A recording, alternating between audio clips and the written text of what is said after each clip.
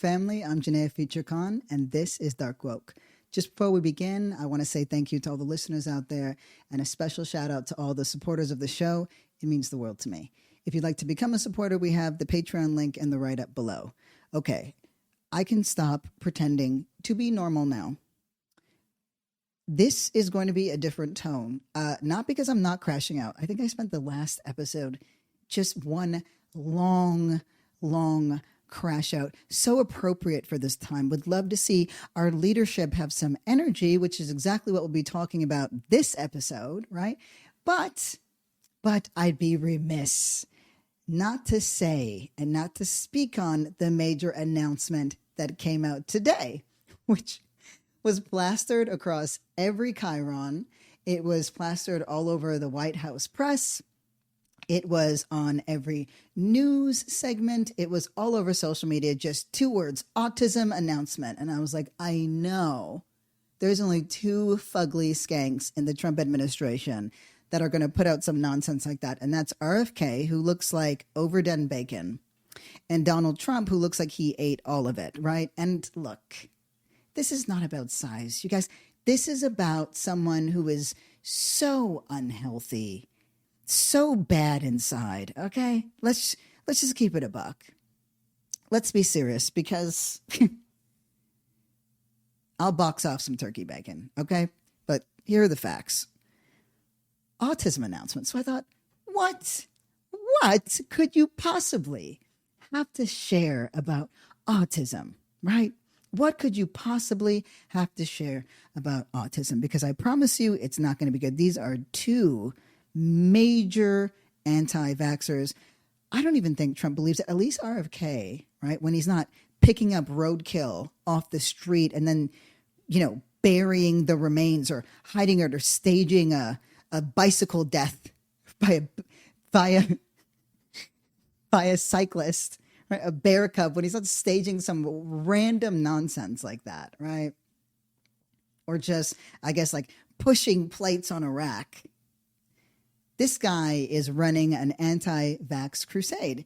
He's been dedicated to this for years. I think he had to, come across as much more measured, but he's got the entire backing of the White House and the administration behind him now. So whatever used to temper his obsession, right? The idea that something happened to him because of a vaccine, which is what caused his, his throat sounding so gravelly. I cannot remember the name of it, but he's convinced that it was a vaccine that did it, and therefore he's had this crusade against vaccines, which is why in the United States we now have just measles and polio and all the diseases of yore coming back. I'm like, RFK, you could have just got people to wash their legs. There's an epidemic. That's your people. That's your people right there. Wash your legs. Scrub them off. Scrub them off. Got too many Caucasians running around with like dirty little baboon legs. Scrub. It's not a rinse off thing. Scrub your legs. Scrub your legs. Instead, you are taking away very, very important medication. So that's the backdrop. What's the announcement? Get this, right? Tylenol is linked to autism. I just need to play this to you because I'm like, do mine ears deceive me? To Bobby and the group, let's do it now. Nothing bad can happen. It can only good happen. But with Tyler, nothing bad could happen. It could only good happen. I just want to read. He's reading off of a script. This is the president of the United States. There's a teleprompter that's going to be right in front of him. But just pulling it back for a second so we could really lock in on this very important news announcement, right? Now, nothing bad can happen. It can only good happen. It could only good happen. It could only good happen. But with Tylenol, don't take it. Don't take it. And if you can't live, if your fever is so bad, you have to take one because there's no alternative to that. Sadly, first question, what can you take instead? I get the sense, right? Because he said, well, you know, you can't take anything else for that. Is something else coming down the pipe? This is feeling like a foreshadow for a product placement. And that's all this administration cares about more than anything else. There are certain people like Stephen Miller, just a straight up goblin face Nazi, right? This guy, bottom line is the bottom dollar. What product is coming down the pipeline that isn't yet being announced? Because why are you going after Tylenol this hard? It's actually, there's not an alternative to that. And as you know, other of the medicines are absolutely proven bad. I mean, other of the medicines are absolutely proven bad. That's, you know, I'm informed. I am informed. I am full. My cup floweth over. I am full of scientific facts and data. I'm so glad that our national health is in the grubby hands of this very, very, very gross person. Been proven bad with the aspirins and the Advils and others, right? And they've been proven bad. So they've been proven bad. That's right. They've been proven. They're ubiquitous. You know, there are certain things that I have in life that remind me of public goods. You know, that the good, like a real public good, like the internet. The internet was a public good. Vaccines, a public good. Tylenol, like acetaminophen and ibuprofen. These are public goods. These are things that if they were manufactured today would not be accessible, would not be ubiquitous. So I'm like, there's clearly something coming here because they're honing in on Tylenol specifically. And for the record, you know for a fact we're about to get into it because all of this is nonsense. There's not an ounce of fact in this, but I have got to play this for you. It's all I can think about because when you're making a big boy announcement, right, you've got to say big boy words. Thank God we have a president that is capable of doing that. First, effective immediately, the FDA will be notifying physicians that the use of well, let's see how we say that. Acetaminophen. I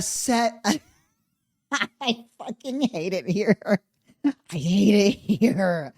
Oh my God, the word is beyond him. I'm just going to pull that back. It's too good. Well, let's see how we say that. Acetaminophen. Acetaminophen. Aceta. Is that okay? Is that, did I say it right? Did I say it right, Dad? Did I get it? Did I get it? Did I get it? Which is basically commonly known as Tylenol. During pregnancy can be associated with a very increased risk of autism. Okay, now we can get into this. This is honestly straight up nonsense, okay? There is literally not an ounce, not an iota, not a mouse fart of proof, right? There's no scientific evidence whatsoever to support the idea, the ridiculous notion that Tylenol is linked to autism, that pregnant women who take Tylenol are more inclined or essentially create conditions for autism. First of all, this is just straight up ableism. I'm like, where are all the people who are suddenly autistic but only have like the quote cute kinds? You know, I like rocks, right? Not, I have had, I've been abused by the healthcare system, by social services. I have a second-rate education as a result of people finding me too difficult. I'm just saying, where are you guys now? I'd love, this is our big moment, everybody, right? There is a way that ableism, right? So much of it is the bedrock, right? Like when they talk about racism, it's always about race IQ online, right? It's always about craniology, just dismissed hocus pocus from back in the day. We're a day and a half from giving people leeches anytime they have a fever. That's where these guys belong, right? Scurvy, just scurvy all the time. This is them. These are the people who honestly were the weirdo religious zealots that believed in like bloodletting. This is okay. There was a time in the past when we didn't know what things were. And in one of those times, right, people had the things, but we didn't know what they were. And way back in 1911, right, 1911, just think of how dirty everybody was back then, right? I'm going to just go out on a limb and I could tell you who was real, but just, we don't need to get into who was the dirtiest. I think we know, okay? Anyway, they have people with mental health expressions, mental health illnesses, they don't know what they are. So in 1911, a big, big breakthrough happened where they realized that schizophrenia, right, and autism were actually distinct and separate things. So autism had a medical classification in 1911, right? Tylenol was created in 55? So can we please be so serious right now? They're not even making an attempt. They're not even making an effort. And it makes sense. Nobody on their base or on their side even requires it. The entire Charlie Kirk funeral memorial service, right, that was attended by the entire Trump administration was just declaration after declaration of attacks on the left, right? And I will have an update, very brief, on the family. It's partly why my voice is lower. In fact, I might as well do it right now. They are not just saying that they're going to attack the left. Stephen Miller did essentially a totally plagiarized Nazi talk. But part of the reason why I am more mute or quieter is because of childcare. I don't talk about it as much because of the world in which we live, but I do co-parent a 9-year-old, and the raid, there's a lot of criminal, lawyer consults, movement lawyer consults, there's things going on, and so I can't talk about it too much at present, but I will have more information soon. But, they're not home right now. And so post the raid. And so the schedules have been a bit all over the place as we share and figure out the best way around childcare with moving around and also just being loving and present parents. So part of why I'm quiet is because I don't want to disturb him, and I also don't want him to overhear. But it did make me think about children in this moment. This is the second time this year that this kid's been displaced, essentially. The first time was because of the fires, right? Second time because of an FBI raid. And what are we doing?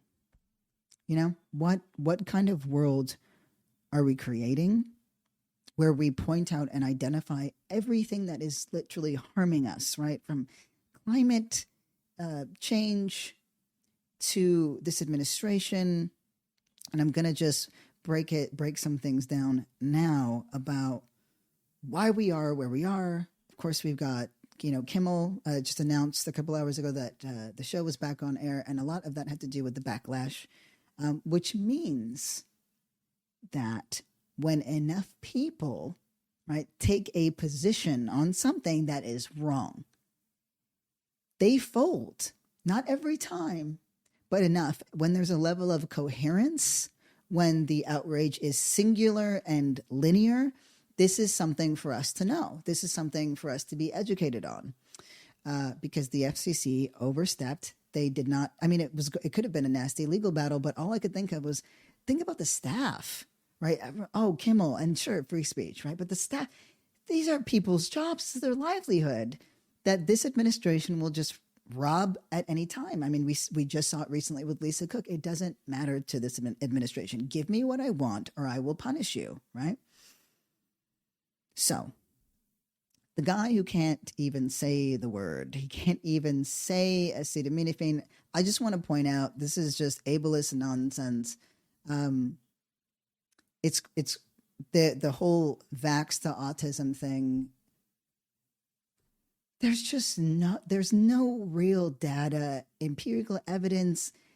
There's nothing to back it. There's absolutely nothing to back it. We understand that vaccines are a universal good, and why we were able to develop a COVID vaccine so quickly, because it was one of the few instances where we had full-on human cooperation. That just does not happen most of the time.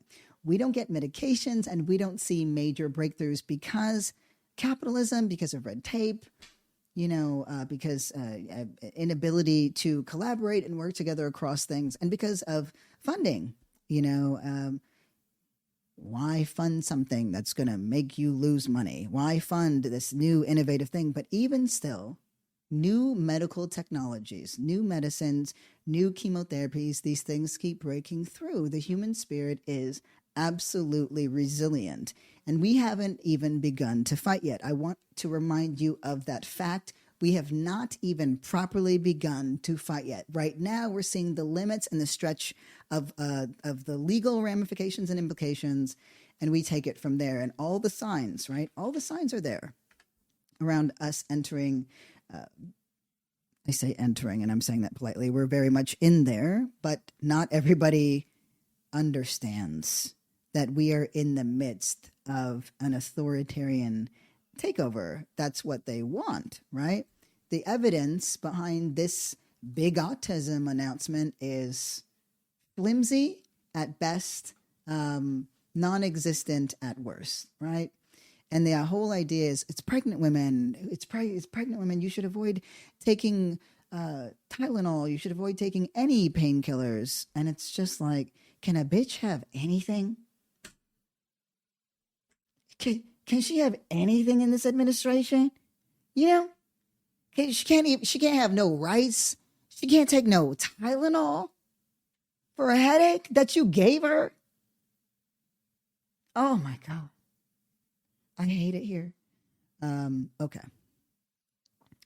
Okay. Back to the Kimmel thing, because it was telling, okay? It was telling. The impact of Jimmy Kimmel's show being pulled.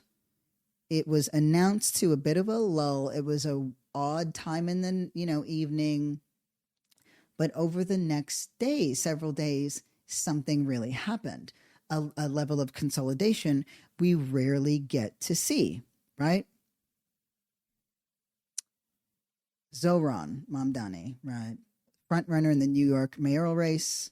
He drops out of a town hall, right? Under a subsidiary of ABC, owned by Disney, right?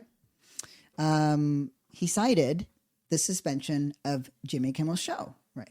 Sarah McLachlan, right on, babe, pulls out of a Disney event, right? There were calls to boycott Disney. The ACLU puts out, call to action, 400 artists sign an open letter. It's available on their website, but you've got Jennifer Aniston, Selena Gomez, Parker Posey, Tom Hanks, Robert De Niro, right? So high class folks, well known, right? Sarah McLachlan was supposed to be in this performance for a Disney doc, right? What was the reaction from comedians? There was swift condemnation from talk show titans, right? John Oliver, Jon Stewart, even Jay Leno. And Jay Leno has been, very much in line, I would say, with right-wing politics, but is very much a supporter of working class creatives. So writers and comics, when the writer's strike was happening, he was supportive of that. He came out and spoke out against it. Jimmy Fallon, Seth Meyers, right? And Conan O'Brien, my favorite ginger lesbian, right?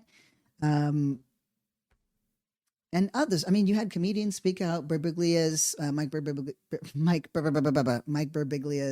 he had a statement in his stories that was widely circulated. Wanda Sykes, who was actually going to be on Kimmel's show that evening, spoke about it with, I think it was Sherry Shepherd on her show, The View. So there was swift condemnation. Some right-wing comedians were very stupid people. and, laughed and thought it was funny because of like some Schadenfreude. Please God, let me say one word right. Just one time. Let me know if I said that one right, please. I practice with the words, but although I will say the words I most frequently mispronounce, I have no idea that I'm doing it. It is one of the things. It's what happens when you read. I can't be the only one. Okay, back to what is important. That swift and unilateral condemnation, and I think it happening all at once over a singular thing, made it so the administration folded. It was an overreach at best. They said that the show was off indefinitely, and of course it became a suspension, and now we're back on. But I wouldn't say that the waters are cleared up entirely. I want to know where this goes, because I think that they're going to end up putting some there already are stringent restrictions. You can't say anything that is derogatory, critical, or, about this president, this administration, or just things you don't like. And the more vociferously they talk about the war on the left, right? They've classified nihilistic identity extremists.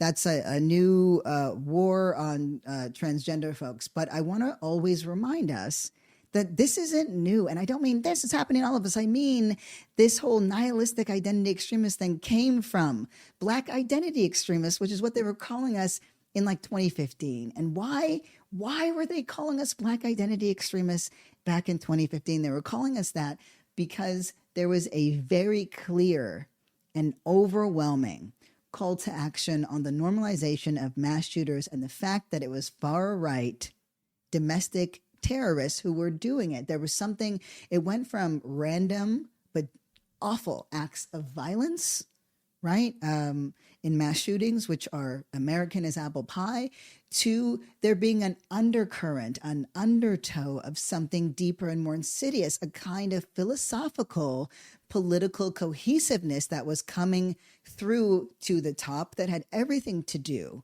with Obama being president, the first Black president, and the white backlash as a result of that. So to take attention away from the report that they themselves put out, it's the FBI and the CIA, they then create Black identity extremists, and it's a surveillance tool. But I want to be clear, it's not just, we're going to watch trans people. No. This is a tool for surveillance of anybody that has any kind of leftist politics, which is why they're also calling, leftism the new domestic terror threat. Whatever we do, we're just going to say that you do, and then we're going to use all of our money, resources, and concentration of power to try to make it true. It's what Israel has done to Palestinians, right? And even still, the UK, Canada, right, and Australia, so the Commonwealth West, have now signed on and joined 150 countries in recognizing Palestine as an independent state. Very late in the game, right?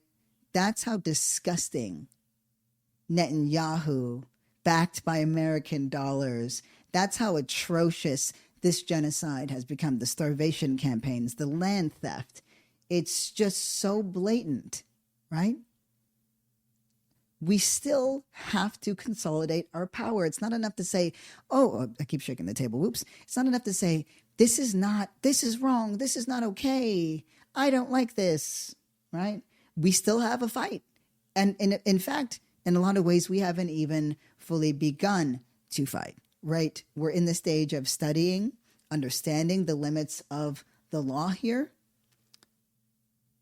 consolidating our base, and identifying our people. Who are our heroes? Who are our fighters? Because we've got to build political power. It's not enough to just get out on the streets. I know. I'm a street rat. I've been out on those streets. It's not enough anymore. You aren't doing anything anymore. Which isn't to say it shouldn't be done. It's incredibly moving and spiritually corrective. It's just when it's not connected to something deeper and more longstanding, it doesn't work. I study the Palestinian, movement that happened here in the States, and I realized that the major flaw, which feels so unbelievably obvious now, was that it wasn't attached to anything here that we could do. Palestine is and always has been a policy issue. I understand that now. It is a moral one, obviously, is an ethical one, whatever you want to call it. It is a human one. At the end of the day, y'all know how I feel about morals. It's nonsense because it's too personal and hyper individualistic, but it is a policy issue when it comes to what our role is in stopping American weapons and stopping American dollars from funding the genocide that the Palestinian people are enduring. Okay. So that is an important shift late in the game, but something that we should all be activating around and drawing attention to. The people I hear speak about it the loudest and the most cohesively, and again, it's partly because, they're not under the gun in the same way, and they're much better funded, but they're right. And they're still going off about that, and they're still talking about it, some of the main players there, and we have got to keep talking about it. We have to keep talking about Palestine. Never let anyone forget Palestine. When something happens to Jimmy Kimmel, Palestine. Make sure we bring up Palestine, you know? When Kamala's out here trying to peddle her book, Palestine, Palestine, Palestine. It's not something we can, slip under the rug. And I know that none of y'all are doing that. I don't want to suggest or imply that. I just mean when something is so painful, it's so difficult and impossible to comprehend and to articulate, right? And when you feel powerless and rudderless, it is easy to kind of hold it inside and to think about it every day, but maybe not to say it. Maybe it feels too repetitive. Maybe you feel too small, right? But we're only large when we're together. It's our words that make bridges between us. Otherwise, we're isolated in our pain, and more than that, people in more pain than we are need us desperately to keep talking about Palestine. Free Palestine. Free Gaza. I think it'll be good to have a proper, full-on segment about that. But let me jump back into Sula, into, hopefully y'all didn't hear her barking, but into the implications, right? Like, I referenced the concentration of power, but I do want to say they said that they're going to pull the show, and they brought it right back on in less than 1 week. In less than 1 week. They're not as powerful as we're being led to believe. It's just that this political leadership simply does not know how to create the correct intervention points. I'm talking about the Democrats here, establishment Dems in particular, because they've bought into creating the system in which we live in now that has reduced the average American's quality of life to shit, right? And who is feeling these changes most urgently in America? It is disabled people, and it is poor people who are experiencing these cutbacks and these rollbacks and the inaccess to medications. It is those folks. So yeah, if there's even an iota, a shred of, well, I told you so, I told you that they were all the same, and this is just, eat a bag of dicks. You know what I mean? Just eat a bag of dicks. I'm going to have to try to play things over this. Well, it might just be, I'm going to play this John Oliver clip that is going to anchor what we say next. So we'll be talking about this, what that concentration of power looks like, who's responsible for it. And then, yes, we're going to segue to Kamala, right? Depending on where you enter that. But what we've got to look forward to and what we're fighting for. It's always so important to ground us down on that. And I am so clear about the need for it right now, because this raid that happened has not been a singular event. And I'm seeing a very ugly, awful picture that is revealing itself to me that, to be perfectly frank, is happening faster than I thought. And that is hard for me. Not just because it's so personal, but because that's the thing, I'll have a vulnerable moment here. That's the thing that knowledge and foreshadowing predictions, that's how I got my whole nickname, Future, Fuchie. That's where it came from. But my ability to project has largely been accurate. Did I not say however many months ago, 8, 9, that we needed a free speech movement. Still not yet consolidating, but it's coming. I didn't see this coming this fast. I didn't. I wasn't prepared. And none of us were. And it was, it was very eye-opening. It was incredibly eye-opening. But let me just get to the points here because I'm yammering. Let me play this John Oliver clip. I'm going to pause it here and there because, I don't want to get one of those copyright strikes. But this is John Oliver's response to Kimmel's show being pulled. If the government can force a network to pull a late-night show off the air and do so in plain view, it can do a fuck of a lot worse. And I should say, we are very lucky. This is what... Yes, Kimmel's show is back on the air, and I'm going to be following just exactly what kinds of restrictions, if any, are going to be on it outside of what we can assume to be true. But if this is how easily it can happen, that precedent is set, right? That precedent is set. The second time that this happens, well, this isn't the second time, the third or the fourth or the fifth time, people are not going to respond this powerfully because we are inclined not to. We didn't respond well to the Colbert thing because it was disbelief. Now we responded really well. But if it keeps happening, there's a level of exhaustion and they play on that. And that's where people like you and I are useful in a very meaningful way because, well, we bring a level of diligence that you're not going to find from just anybody. Because we don't need just anybody, but just anybody keeps getting pulled into this, right? This show to be in a different situation. We're not on broadcast TV, we're on cable. And our parent company, Warner Brothers Discovery, doesn't own broadcast networks, meaning that we are much less susceptible to pressure from the FCC than, say, ABC's parent company, Disney, or CBS's parent company, Paramount Skydance. That is obviously... Here comes the turn. And of course, yes, I'm pausing this so that I don't get in trouble. Obviously, very good news for us. And I really don't see why that situation should change anytime soon. We are back with what could be a colossal media merger, according to people familiar with the matter. Paramount Skydance is preparing a bid to buy Warner Brothers Discovery. Fuck shit! Fuck fucking shit! Fucking shit! Fuck it! Okay, look. It was fun while it lasted, guys. And that's it. We're all on the chopping block. And I think that some people have believed themselves to be more insulated than others. And I think that's true. I think wealth can insulate you, for example. But this is very much an attack on any thinking person, anyone who has a point of view, anyone who has questions. That's fascism, baby. It wants everybody and everything to be the same. So what is significant here, right? What is significant here is the concentration of power. And I reference antitrust laws, and I think the episode before, the one before that, and our lack of antitrust laws and how they brought us here. Now, this is a moment where we can absolutely blame the Trump administration. It would be so easy to say, this concentration of power amongst corporations, it's the right, right? Because let's just put it this way. In 1983, 50 companies controlled 90% of the U.S. media market. 1983, there were 50 companies, right? What's that number now, right? How many companies own 90% of the U.S. media market? 5. 5 companies.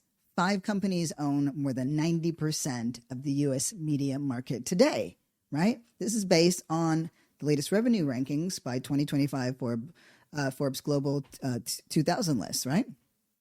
Comcast, NBC, it controls. So Comcast, which is also known as NBC Universal, NBC, MSNBC, CNBC, Universal Pictures, Peacock Streaming, Sky and everything else. I'm like, Sky is where I watch my boxing. MSNBC is where I get my news. NBC is where I get my news. The Walt Disney Company, ABC, ESPN, Disney Plus, Hulu, Marvel, Pixar, Lucasfilms, right? All this stuff. We go down the list. Warner Brothers, CNN, HBO Max, Warner Brothers Pictures, Discovery, right? Paramount Global, CBS, MTV, Nickelodeon. And when you break down all these things, it goes deeper and deeper, of course. And then you have News Corp, Fox Corporation, that's Fox News, Fox Sports, The Wall Street Journal, New York Post. And we could go deeper in and you would find more companies and more subsidiaries under these umbrellas that are then under these umbrellas and these umbrellas, but five companies own 90% of the media market, right? At this present moment, when you're sitting with this information, you might be inclined, as I was, to get very angry at the GOP, right? And get very angry at the establishment for not having antitrust laws. But who helped to normalize this, right? I'm obviously furious with the Trump administration. Can't stand Fox News. But who helped to normalize this? Well, thank you, Bill Clinton, you fugly bitch, okay? It's an important moment to remind people that this was largely made possible by the Telecommunications Act that was led and ushered in by President Bill Clinton, right? Who was then president 30 plus years ago. Every expert, anyone who believed in antitrust said this is a problem, but there was money to be made. And this is where the Democratic establishment is rotten, because we're not getting the leadership we deserve, because it would mean betraying the actual people they're in service to, which is not the people who vote for them, but the stakeholders who pay for their fucking super PACs.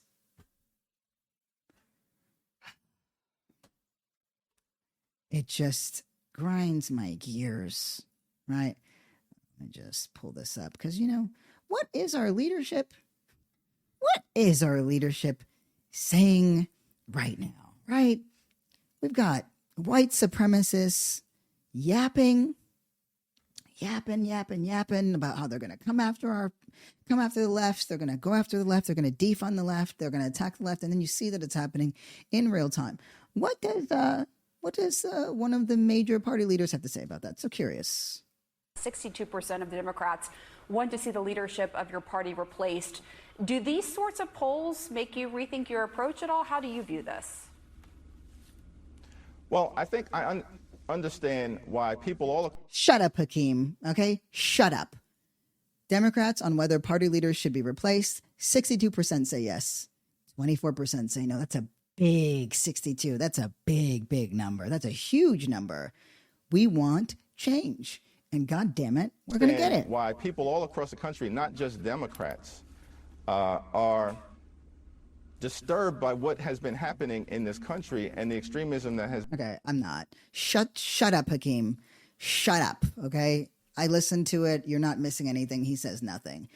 What's more interesting, right, is this. I'm going to pull two clips for you.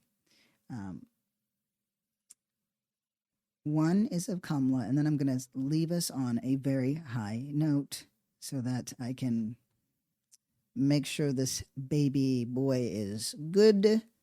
And then tomorrow I'll have the energy I'm inclined to give you at any time of day or night. But this is a segment from Maddow on a one-on-one with Kamala Harris, who I literally forgot existed.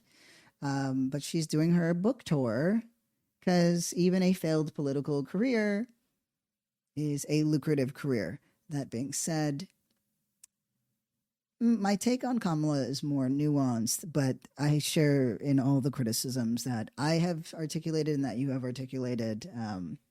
But this is very silly. I guess I'd ask you to just elaborate on that a little bit. It's hard to hear. Yeah. With you running as, you're the first woman elected vice president. You're a black woman and a South Asian woman elected to that high office, very nearly elected president. To say that he couldn't be on the ticket effectively because he was gay is hard to hear. No. That's not what I said. Kamala said, I did not. There are moments, though, that are so black with, the little hair behind. I did not say that. So she wrote in her book, right? Obviously, one of the conclusions that people could draw is that Pete Buttigieg made zero sense because he's a whole gay. That he couldn't be on the ticket because he is gay. My point, as I write in the... First of all, it is just true. Like, I mean, true in that it would have been a tough sell, but not as tough as you think. Pete Buttigieg is exceptional. He's exceptional, but having a black woman, a mixed race black woman president, and a gay white, like, it's just gay son thought daughter, like, you know, not literally, but low key, like, it's just giving Pornhub tab. I would watch it, to be clear, for research, but it is a tough ticket to run on. Even still, you give us good fucking policy and you would get those votes, bitch. Look, is that I was clear that in 107 days, in one of the most hotly contested elections for President of the United States, against someone like Donald Trump who knows no floor. Okay, I had a thought that might be vaguely racist. I was just like, girl, listen, girl Hakeem, I don't want to say that.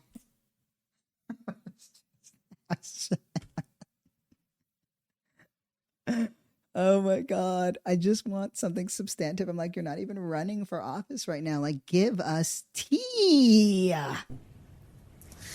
To be a black woman running for President of the United States and as a vice presidential running mate, a gay man, with the stakes so hot as a Pornhub. That's hot. Being so high, it made me very sad, but I also realized it would be a real risk.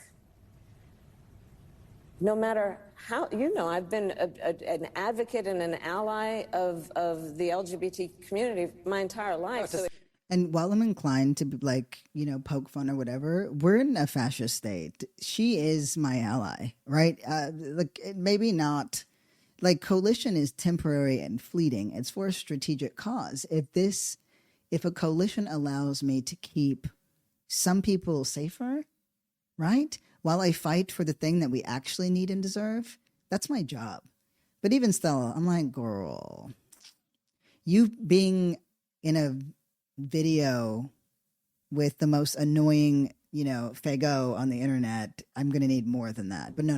Like, when it comes to policy, there's some decent work there. This is the thing. It's always with caveats, isn't it? It wasn't about yeah, right. So it wasn't about any prejudice on my part, but That we had I mean, it was, and that's the point. It was prejudice on your part. You know, it's understanding, right? How does it go? Okay, what did I say this before? Bias is what's inside, right? Prejudice is when you start making decisions based off of those things. Discrimination is when socially and like in society, you can't access certain things or move certain ways. So that's when it becomes more systemic. And then racism, of course, it's the power structure that houses it. So racism is the pervasive belief system. It's in everywhere from our criminal justice system to education. Discrimination is, hey, you can't get in that country club. Look at you, right? You don't belong in a country club. Prejudice is when we're making decisions and taking actions and saying things. I'm sure that a conversation was had in her administration. I think being more honest about it actually allows for us to get a clearer view on what American race dynamics are. But that's just me. We had such a short period of time. And the stakes were so high. I think Pete is a phenomenal public servant. And I think America is and would be ready for that. But when I had to make that decision with 2 weeks to go,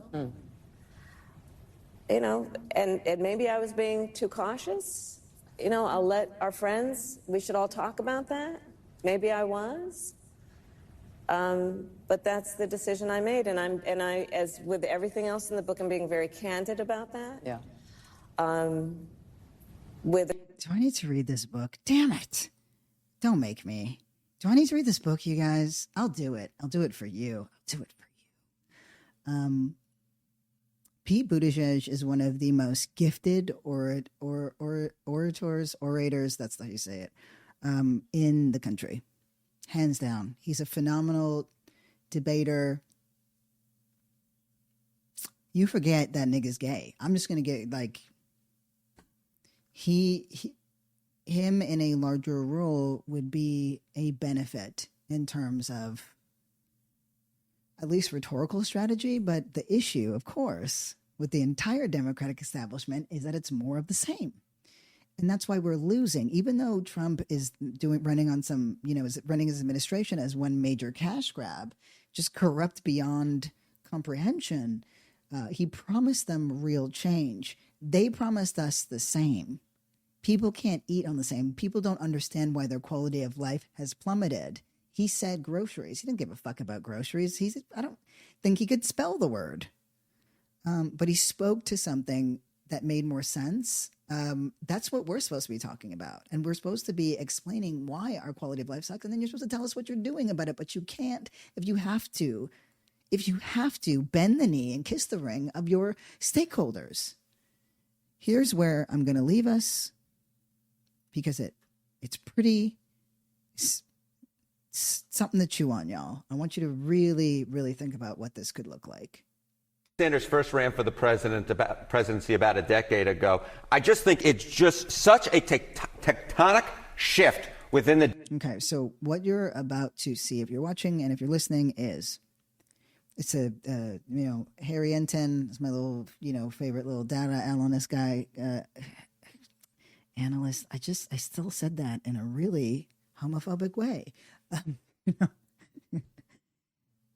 He's comparing where Bernie Sanders was in 2014, right? In 2014, and remember, something massive happened, right? Around in the next couple of years around Bernie Sanders, right? AOC is at 12% as of now, September 2025. Let my boy cook while he breaks down that the change that we are demanding, but not necessarily fighting for, is perhaps closer than we think. Democratic electorate. Okay, early choices for the Dem presidential nominee. Back in June of 2014, look, Hillary Clinton was way ahead of everybody with 69%. Bernie Sanders was like in 9th or 10th place with just 2%. Mm-hmm. Look at where we are right now in September of 2025. That's right. Look how much closer AOC is to the top now than Bernie Sanders was back a decade ago. She's at 12%, so she has 6 times his amount of support. But more than that, look how much closer she is to the leader. Gavin Newsom leads the field right now, but just with 21%. Gavin Newsom is only at 21%. They are taking for granted the fact that we're in the first year. They're taking for granted the fact that we're in the first year. Get off your fucking podcast, dude, and give us something of substance. Now, he's doing a decent job talking back to the administration. He's obviously been a target. They want to destroy California. They want to gerrymander it to death. The Democratic Party does not have a good gerrymandering strategy. There are a lot of reasons for that we can get into later. There's a good article in Politico around it. But if we wanted a president like AOC, which I think is very possible, what would we be willing to do to get it? Could we get over our own bullshit, right? Could we get over the idea that she's not going to sound exactly the way that a leftist sounds? Does it matter if the policies are leftist? This episode is brought to you by Netflix. Jay Kelly, the new film from Academy Award nominee Noah Baumbach. George Clooney stars as an actor confronting his past and present on a journey of self-discovery, alongside Adam Sandler as his devoted manager. Critics are calling it a declaration of love to the chaotic art of filmmaking, with the Wall Street Journal praising it as a transcendent comedy drama. Jay Kelly is now playing in select theaters and on Netflix December 5th. Within 10 points of Gavin Newsom. I never thought I would have seen the day when someone as liberal as Alexandria Ocasio-Cortez is to the leader, she's 9 points back as opposed to what? 67 points back Bernie Sanders was a decade ago at this point? If we thought Bernie Sanders was a long shot back in June of 2014, at this particular point, AOC has a very real shot, at least according to the early numbers that we see so far. Now, again, we know the Electoral College, that fuck shit, right? Mess everything up. We know unlimited spending, fuck everything up. But there's a way where we still win because we have won, even when we shouldn't have. And she has played a brilliant game despite the rabid few, gerbils out there that turn on her every second that they possibly can, despite the fact that we actually, for the most silly shit, right? She went to the Met Gala one time. She voted on something where it was already down. It was already down and out. Like the vote was in, but no. She should still vote against something just because it's wrong. That girl is playing chess. And we need people who can do that. I don't want to do that. I can't do that. I don't have a poker face. Look at my face. There's too many expressions on this face. I didn't even know that I made facial expressions. I thought that my face always looked like this. The whole time. I thought I was stoic. I'm not. Nobody told me. I can't believe it's been 10 years. That's what's freaking me out. Yeah, I know. Time flies. A long time. So what about Democrats themselves and how they see a supposed outsider now? Yeah, so, it's not just what we see on the top line. It's when we go underneath, right? And we're looking at what's underneath the numbers. And okay, Democrats who say that their party leaders should be replaced. If you want an outsider, this is your time. This is your time. This is not what we were looking at a decade ago. Get this. 62% of Democrats say their party leaders should be replaced compared to just 24% who say no. You go back at the beginning of the Donald Trump presidency, the majority of Democrats said their party leaders were taking the party in the right direction. That is not the case anymore. We are dealing with a party base that wants to throw out the old and bring in the new, and a party base that, as we've spoken about on this program before, is at its apex in terms of how liberal it is, with the majority of Democrats now saying that they are liberal, which is very different from where we were a decade ago when the majority of Democrats said that they were either moderate or conservative. What we're talking about is a Democratic electorate that may very well be in the mood to embrace someone like Alexandria Ocasio-Cortez. And, they might never be inclined to. And I think there are ways where she is the most obvious answer. There's empirical data now out of Europe, and we've talked about this previously. I'd love to bring it back up.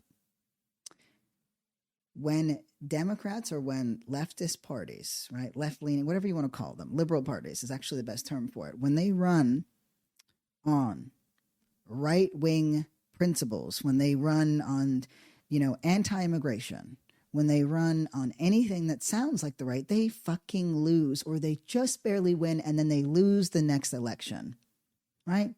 It doesn't work. The strategy doesn't work, and they keep telling us, well, we don't want to alienate these bases. These people are never going to vote for you. Shut the fuck up. It's so clear now. It's so obvious. Just be honest about the fact that you're bought and paid for.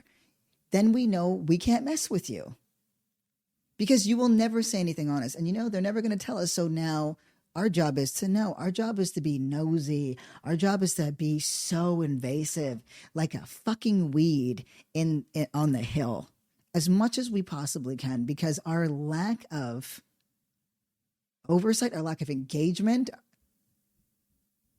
we've lost. We keep losing. And I'm not in the business of losing. It's just not how I roll. We've had huge wins locally under unbelievable circumstances. And again, when we fight, we win. That's not a saying. It's a fact. When we fight, we win. Imagine what we would be capable of if we focused our might, right, on something singular. If we had a strategy that demanded state strongholds, we have the time to do it. We don't have the resources, but we could get them. The problem is that we'd be working against the Democratic establishment. Those bitches. But think about how Marjorie Taylor Greene was an outlier not that long ago in the GOP. Matt Gaetz, all of them. Right? I mean, Matt kind of ended up taking himself back out. He was like, you know what? I'm good. This is too much for me. I'm good, right? Robert Kennedy Jr., they all were fringe freaks that just kept fucking going because they could take positions and they could fight for them. And that's what the Democratic establishment can't do. They can't take positions. AOC can take positions. We can take positions, right? When you take a position on something, people can feel things, they can react to it, right? You can't do that with fucking warm water. Yuck. Okay. Hopefully, this is creating some kind of scaffolding where we're seeing that there are lights here. This is not over. It's not even close. It's not even close. I don't want to live in a world where you get rated because you're trans or rated because you're black, and then we're just creating these generations. I don't want to live in a world where I've seen millions of people march to end Israel's genocide against Palestine and not win a goddamn thing. Aren't you tired of that? I am. I want to fucking win. I want to win. And we win every time we throw a punch. We're just not throwing enough. Right? And we're not all in the same ring. Just imagine if we were. This is not their fucking... They are creating an arena. We could do the same. And we're also like better looking. Can we just please like be so serious right now? I'm not losing to these people anymore. Like I refuse. He can't even say acetaminophen. You guys. They're just fugly skanks. That's it. You know, they're just mean girls. They're just mean girls. You know what? I don't even like that. First of all, Hakeem is boy Kamala. She's better than him though. Shit. Okay. You know what? I can't be clever at this time. I gotta go. But I can't wait to see you tomorrow. And I think it'll be good. High energy. We'll get some updates because I really appreciate y'all being in this with me because I did not expect. It just feels like every time, you know, we start a thing, it's another thing. But you know what? That's what it's like to be attractive. Okay. We're going through things. This is what happens to us. We're being tested because of our dashing good looks and our, unbelievable charm. I love you all very much. And I'm in this with you. You know, we're not alone. So, you know, I just want to give a shout out to you. Give a shout out to, L-Dub. And I can't wait to talk to you again, you know? So with that. When I'm talking to you, you tell me I was blind.